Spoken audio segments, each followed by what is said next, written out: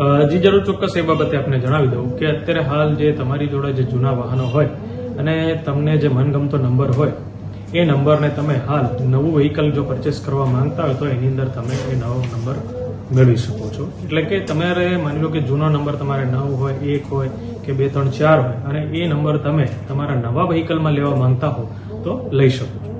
Sir, તંત્રની આ કઈ રીતના કામગીરી રહેતી હોય છે આને લઈને?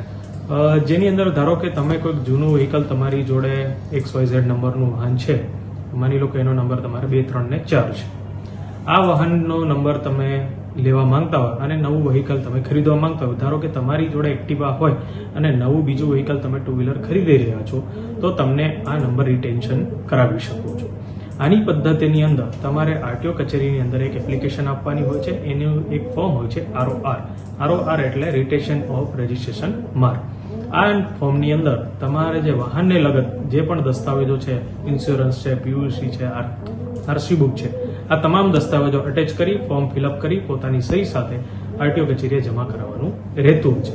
બીજી ખાસ વસ્તુ તમારે ધ્યાન રાખવાની છે કે જ્યારે તમે કોઈ પણ નવો નંબર મેળવવા માંગી રહ્યા છો તમારા જૂનો નંબરથી નવી પ્રોસેસ કરીને, માની લો કે મેં તમને આગળ જણાવ્યું કે 2, 3, 4 નંબર તમારે જૂના વાહનનો નંબર જોઈએ છે નવા વાહનની અંદર, જ્યારે તમે રિટેશનનું ફોર્મ ભરો છો અને તમારે એપ્લિકેશન આપો છો અને ઇન્વર્ટ કરાવો છો એ જ દિવસથી તમારે 90 દિવસની અંદર એ નંબર મેળવી લેવાનો રહેતો હોય છે.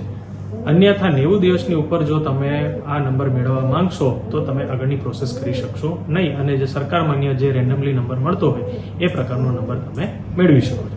બીજી વસ્તુ એ કે માની લો કે તમે કોઈકને આ વ્હીકલ વેચી દીધું છે ત્યારે પણ તમે રિટેન્શન નંબરથી તમે લાભ લઈ શકો છો.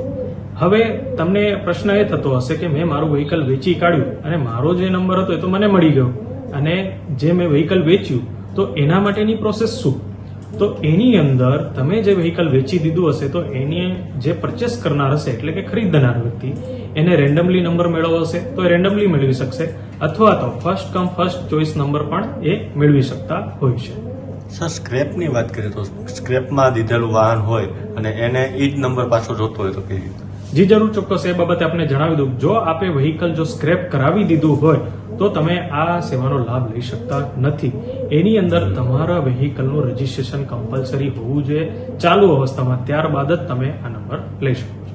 સર, VIP નંબર હોય ત્યાં જૂની ગાડીમાં અને નવી ગાડીમાં એ જ નંબર પાછા એને લેવાના હોય તો એની કઈ રીતના ફી રહેતી હોય છે? શું? જી જરૂર, ચોક્કસ એ બાબતે પણ આપણે જણાવી દઉં કે માની લો કે તમારી જોડે સિલ્વર અને ગોલ્ડન નંબરના વાહન નંબર વાળું વ્હીકલ છે અને તમે જ્યારે નવું વ્હીકલ પરચેસ કરવા માંગો છો અને જૂના નંબરને તમે રિટેન્શન કરવા માંગો છો તો તમે સિલ્વર અને ગોલ્ડન નંબર તમારો જે છે એ સરકારશ્રીની ધારાધોરણ નિયત કર્યા મુજબની ફીસ ભરી અને તમે એને મેળવી શકો છો. બીજી વસ્તુ ખાસ એ પણ છે કે 0 થી 30 દિવસની અંદર તમે જો વ્હીકલનો સિલ્વર ગોલ્ડન નંબર મેળવવા માંગતો હોય તો એની ફીસ અલગ છે, 30 થી 60 દિવસની અલગ છે અને 60 થી 90 દિવસ માટેની પણ અલગ છે. એટલે ખાસ કરીને આપણે વાત કરીએ કે માની લો કે તમારી જોડે કોઈ એક નવો નંબર છે અને ગોલ્ડન નંબરની વ્યાખ્યામાં આવતો હોય છે અને તમારી પાસે 4 વ્હીલર છે, 30 દિવસની અંદર જો તમે નંબર મેળવો તો તમારે 40,000 રૂપિયા પે કરવાના રહેતા હોય છે અને 30 થી 60 દિવસની અંદર જો તમે નંબર મેળવતા હોય તો તમારે એનો આંકડો વધીને 60,000 થઈ જતો હોય છે અને જો તમે હજી પણ તમે જો એની અંદર વાહન ખરીદવામાં લેટ કરશો અને 90 દિવસની સમય મર્યાદા સુધી